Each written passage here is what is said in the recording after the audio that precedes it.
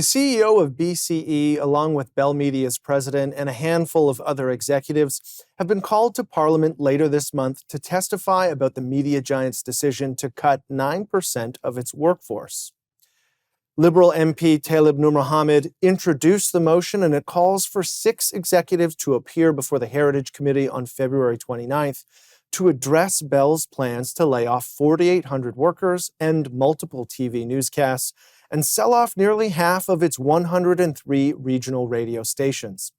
Bell's job cuts have put government support for the news industry back into the spotlight, and one of those major pieces of legislation is the Online News Act.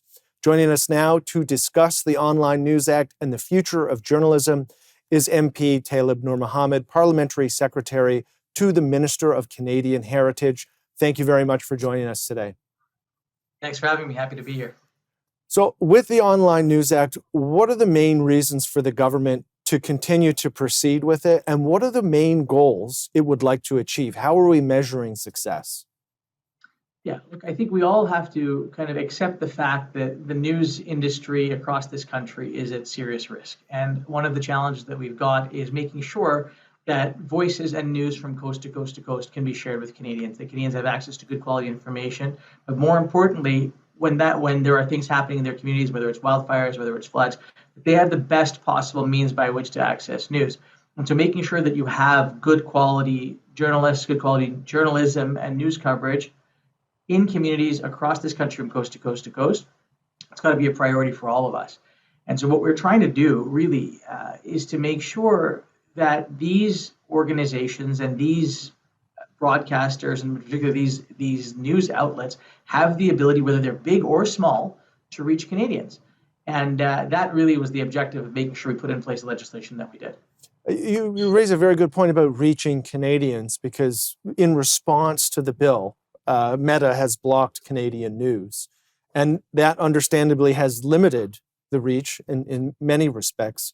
What impact does that have on news consumption? And what's the government's response here to the fact that Canadians no longer have access to news on Meta platforms? I think it's important to set the record straight. Meta pulled out of the Canadian market 6 months before the legislation had even been passed. So this should not be made out to be as a result of the legislation. Quite the opposite. Meta has been getting out of the news business in countries around the world. This isn't just about Canada. This is about their business model. And, Meta did a great job of courting news and courting everybody to put content on their site. And then they've decided that the economic model for them just doesn't make sense. So they've decided they're going to abandon news. And that is why it is so important for us to make sure that people aren't just dependent on any single, tech giant for their news. We've got to make sure that... One follow-up. Is Meta abandoning news in markets without legislation like this? Or are they abandoning news wholesale? Because that's an important distinction. They're writ large. And you can go and look at all the markets in which they are abandoning news. There are some which have legislation and some which don't. And I think this speaks to them doing what they need to do, which is protect their shareholders and protect their bottom line. And we have to do what we need to do, which is to make sure that Canadians have access to good quality information. Now, some of the critics of the bill have argued that the Online News Act has the relationship between media and social media backwards, right? Essentially, the argument is social media is a free means for whether they be broadcasters or publishers to increase viewership. What is your response to that argument? Well, look, I come from the world of tech, and one of the things that you learn very, very quickly is that it is the platforms that are collecting the revenue, right? Platforms are the ones that get to decide what people see and what people don't see. And social media platforms, particularly Facebook and others, get to decide based on what algorithms are going to work on what day, where they put stuff in front of people. And so for us, again, I think it's really important to do 2 things. One is to make sure you recognize the role that social media plays in information being disseminated. Absolutely. But at the same time, you have to be thinking about broadcast, you have to be thinking about journalism, written, print, et cetera, because that's where the content has to come from. And you have to be able to ensure that the content creators, the people that are actually getting the news and putting it on the platforms, have the capacity to survive. So I guess the big question here is, with the significant cuts we've seen in the industry, does that show that the bill is failing or has failed, or does it show that the government needs to do more? Well, I think it's a couple things. One is the deal with Google has just happened, right? That's $100 million a year that's going to put money into the ecosystem. It's going to help publications. It's going to help journalists, large and small, like your organization, that'll be able to benefit from this. so that we keep making sure that there are these diversity of points of view and these diversity of areas of production of content and news content for people. And so if we can do that, then you start to really ensure that the ecosystem survives. But more than that, look, there is no denying that the industry needs to evolve. The industry needs to understand that doing things. I don't mean to interrupt you. We do have to go to break, but we're going to pick that conversation up when we return. We're here with Taleeb Noormohamed, Member of Parliament and Parliamentary Secretary to the Minister of Heritage. Now, before the commercial break, you had mentioned the Google deal, $100 million injected into the ecosystem. Now, what is the justification for how that money is divided? Because only 30% is earmarked for broadcasters. The rest is for print and digital. What's the reasoning behind that distinction and that division? Yeah, if you think about, first of all, I think it's important to know about the deal, right? The deal itself brings $100 million a year in new money, and it's tied to inflation, so that number will likely go up over the course of the coming years. And it is by all accounts the best deal that any country has managed to do with Google. And that $100 million a year goes directly into the ecosystem. It isn't government that gets to decide where that money goes. And the way the percentages are laid out, it makes sure that the folks that are creating the content right now are able to keep doing that. But also, it helps to incentivize, broadcast and online to make sure that they are evolving as new technology emerges, as we're looking at social media, as we're looking at new platforms, as we're looking at new ways to disseminate information. You have to make sure that print and online are evolving to ensure that they have longevity and they have long-term success. This isn't just do things as it is. This is an incentive to keep moving and keep evolving. Yeah, and the evolving part is important because the industry is changing. But I think the real kicker here is why 70%? Why that formula? Why is it skewed to one group in news media over the other?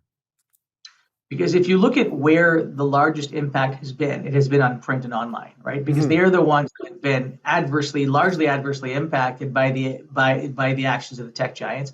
And it's important to make sure that we look at the money that would be coming from those types of deals with the tech giants, going back into those that are most affected by this to make sure that there is viability. And you mentioned tech giants. Another big question here, and some have pointed out, the Online News Act only covers some tech giants. Why are Meta and Google platforms included, while platforms like LinkedIn or X, formerly Twitter, are not? Yeah, that's a great question. Look, the way that the legislation is written is that there are specific definitions that are codified. If those other platforms start to fall within those definitions, then they too become bound by the legislation. It's just a question of size, scale, and whether or not they meet the definitional criteria. And can you elaborate on that? Because I think for a lot of viewers, they think that Twitter or X, formerly Twitter, is social media. LinkedIn is social media. How do we define that? Yeah, and look, this comes down to number one, content creation, two, where the content comes from, three, size of distribution when it comes to news and content, right? Like look at the quantum, and these are all the different factors that play. It ultimately what it is a way to make sure that anyone that is entering the realm of a large platform that is going to be in the business of disseminating news at scale, where they are monetizing content, where that is where this starts to become a real factor. Part of the justification or the original push for this bill was mirroring Australia. Now, one of the major publishers, the CEO of Lion Publishers, said that there was not evidence yet that this created more journalism. How are we ensuring that the Online News Act is creating more journalism and not just turning into legislation that cuts off news agencies from what may be viewed as valuable platforms like Facebook and Instagram? Yeah, this is a super important question, and I think it's one that we need to make sure that we get right. The whole purpose of this is to make sure that the people that are creating content, that are creating content, and the ones that are reporting and delivering on the news, organizations like yours, can survive and thrive, right? So if those organizations keep doing well and are able to put their material into the world, people will access it. How they access it is a secondary question. Making sure that it's there for people to access is the primary concern. Doesn't matter whether you have a platform or not if you don't have any content to put on it. I think this is where making sure that this deal actually works is to make sure that it is going to newsrooms, small and large, across this country to make sure that it isn't just one or two large organizations that are getting the money, but rather organizations that have varying points of view, that deliver news from rural Canada, from the Atlantic, from British Columbia. That's what this is about, making sure that those newsrooms, and those journalists are sustained. Yeah, and so I guess the question in terms of access, if we've lost Meta platforms, we have about 30 seconds or so, is it worth it to continue to proceed?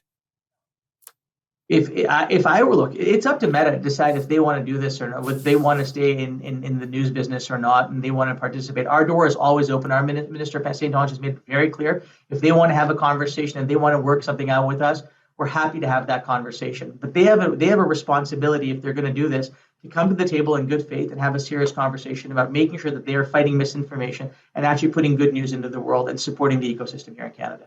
Thank you very much for joining us. Thank you. Stay with us. We'll be right back after this quick commercial.